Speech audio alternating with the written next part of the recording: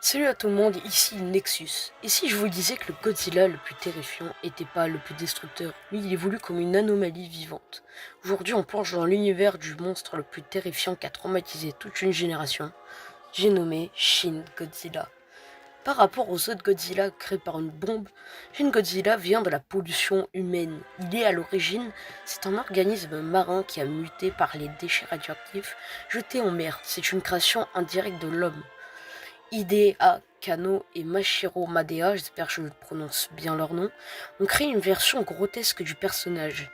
Ses yeux minuscules quasi vides et ses autres formes graves, il est terrifiant, bien détaillé, il a l'air de souffrir constamment.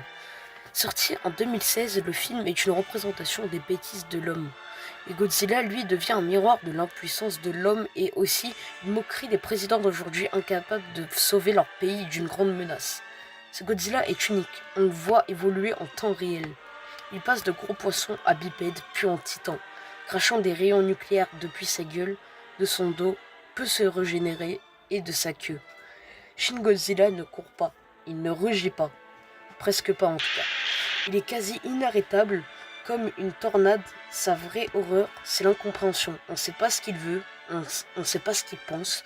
C'est ça ce qui fait vraiment peur. Shin Godzilla n'est pas là pour le spectacle, c'est pour détruire. Il est cauchemardesque et peut-être le Godzilla le plus terrifiant jamais imaginé.